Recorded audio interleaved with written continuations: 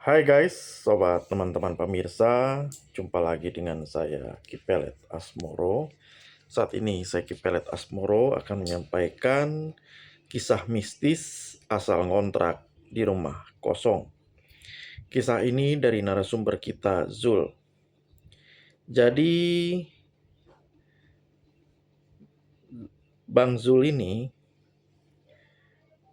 kisah ini kurang lebih sekitar tahun 2019 ya. Jadi saat itu Bang Zul mau ngontrak sebuah rumah kosong yang letaknya strategis di pinggir jalan di daerah Malang, Jawa Timur. Saat itu Zul ngontrak rumah kosong bersama dengan istrinya, Rini, dan anak mereka yang masih balita. Nah, Zul ini sebenarnya juga agak bingung dan heran. Ini rumah kosong sudah terbentuk di dalamnya kayak bilik-bilik kamar, yang bilik-bilik kamar dari tentu bilik-bilik kamar yang dibatasi oleh tembok batu ya. Nah, ini dulunya dipakai untuk apa Zul nggak tahu. Namun karena dikontrakin dengan harga yang agak murah, akhirnya Zul ngontrak di situ. Nah, Zul di situ mau menempati rumah itu sebagai rumah tinggal sekaligus untuk usaha rumah makan Padang, ya, rumah makan Minang. Nah, saat itu Bang Zul menyiapkan rumah itu sekitar 1 sampai 2 minggu ya. Menyiapkan rumah makan Minang itu di bagian depan rumah. Nah, Zul sempat kan bersama dengan istri dan anaknya menempati rumah itu sebelum rumah makan itu jadi sekitar 1 sampai 2 minggu. Nah, selama itu anaknya ini selalu nangis.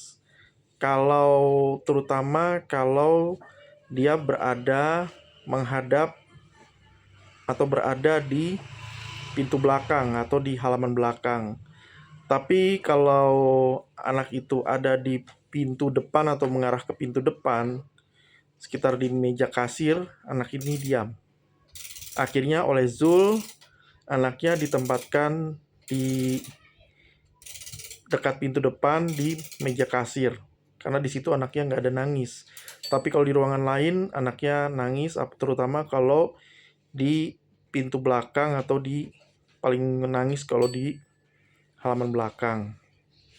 Nah, karena rumah ini strategis, ada halaman depan dan belakang ya. Dan halaman depan langsung mengarah ke jalan raya. Nah, awalnya di minggu pertama rumah makan Zul ini cukup ada yang datang lah, cukup agak ramai dari tetangga-tetangga, orang-orang sekitar situ yang beli lah karena menurut mereka masakannya enak. Namun masuki minggu kedua, rumah makan Zul ini kok agak sepi gitu. Nah, pada saat itu karena banyak waktu luang, Zul ya sempatlah agak santai gitu kan. Nah, pada saat itu biasanya anaknya ini nangis, tapi kok anak ini di saat sepi itu di minggu kedua kok malah lari-larian. Zul akhirnya bermainlah dengan anaknya, tapi yang herannya kok anak ini gesit sekali. Nah, pada sore itu yang Zul agak heran begitu dia sudah sampai ke bagian depan rumah yang difungsikan sebagai rumah makan Padang. Dia agak heran di situ karena dia melihat anak istrinya sedang tidur di meja kasir dalam posisi tidur duduk gitu ya. Sementara Zul lari-larian gitu kan. Terus dia merasa ada anak-anak kecil yang lari di belakang dia. Sambil ya biasalah ada suara anak-anak lari dan suara ya biasalah kalau anak lari kan dia sambil ngomong gitu kan. Terus dia memperhatikan lagi di setiap ruangan rumahnya itu kok kelihatan kayak ada kepala anak-anak kecil. Di setiap pintu, setiap kamar. Kaget dia. Pas dia merinding begitu, dia lagi merinding-merinding gitu, lewatlah ada bunyi klakson dari pinggir jalan. Akhirnya Zul tersadar, dia rupanya ada beberapa mobil dengan plat luar kota. Akhirnya Zul mulai melayani dan kebetulan istrinya juga mulai bangun, akhirnya ikut menyiapkan masakan. Mereka menyiapkan masakan dan pas para tamu itu pada duduk, anak-anak mereka yang usianya masih kecil, ya mereka ada jumlahnya ada belasan ya, sekitar 12-15 orang. Di antara mereka ada anak-anak. Nah, anak-anak itu kayak lari-lari terus jatuh. Nah, karena anak-anak mereka jatuh, mereka nggak jadi untuk makan di situ. Kan karena mereka sambil di situ celingak-celinguk gitu, akhirnya mereka minta dibungkus saja untuk makan di tempat lain.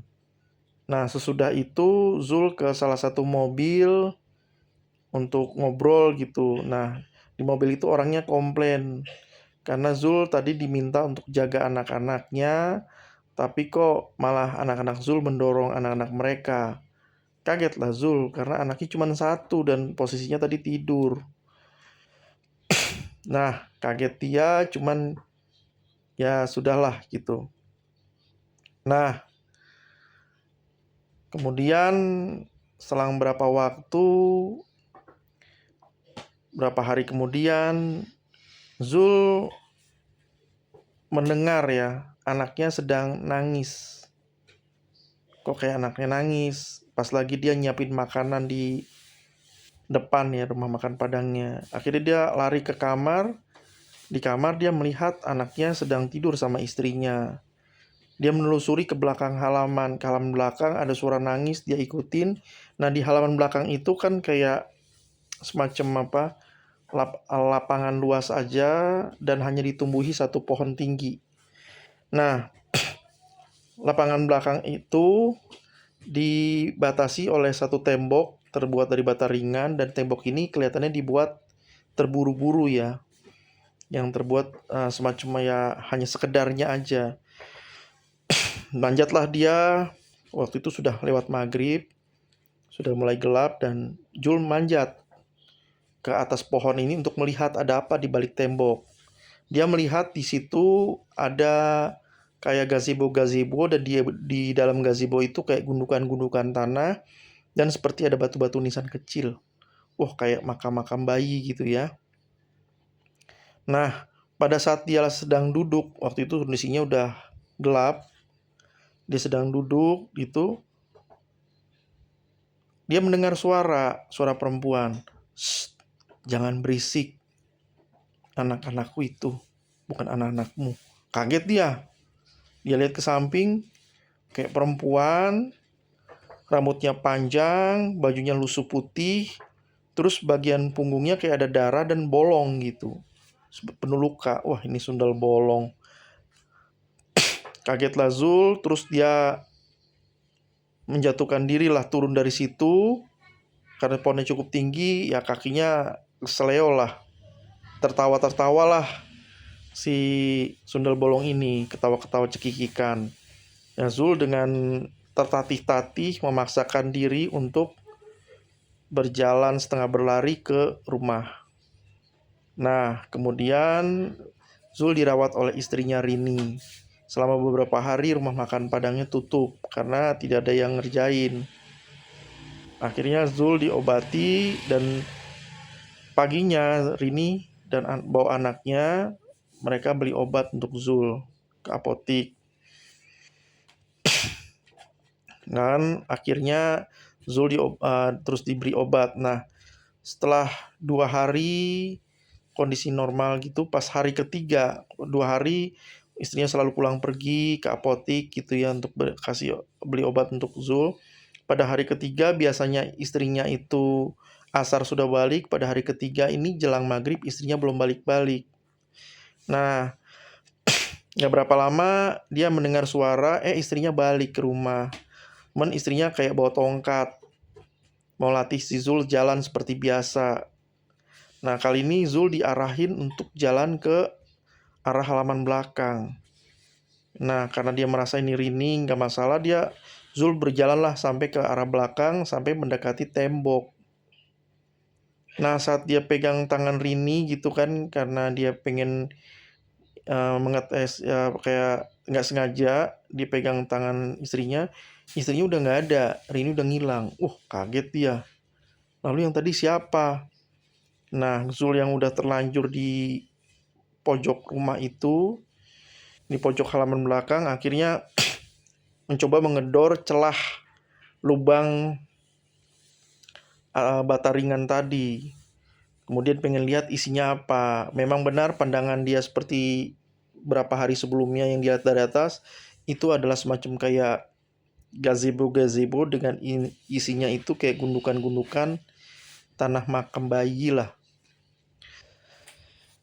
Kemudian Zul memasukkan tangannya ke situ. Begitu Zul tarik, kok tangannya kayak penuh bercak merah kecoklatan. Darah ini. Kaget lah Zul, kayak mau jatuh. Rupanya pas dia perhatikan lebih dalam, itu rupanya yang dia pegang itu adalah punggung sundel bolong. Terus dia lihat ke dalam, ternyata sundel bolong itu sedang bergandengan tangan dengan anak-anak yang jumlahnya banyak. Dalam kondisi udah mau pingsan gitu, udah kira-kira maghrib, istrinya datang. Teriak-teriak histeris bersama dengan anaknya yang teriak histeris, nunjuk-nunjuk gitu ke tembok yang bolong itu. Lalu istrinya menjemput Zul, mereka akhirnya masuk ke rumah. Keesokan harinya, Zul dan istrinya akhirnya melaporkan mengenai halaman belakang itu ke RT.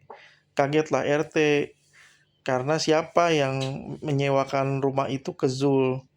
Rupanya rumah yang Zul sewa itu sebelumnya adalah digunakan untuk klinik aborsi.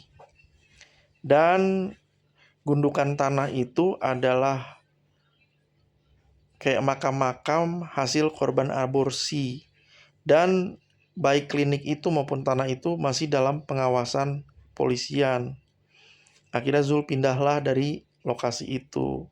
Setelah kira-kira semingguan kemudian, setelah Zul masuk ke daerah baru, rupanya karena masakannya enak, dia lebih laris dan hidupnya jadi lebih tenang.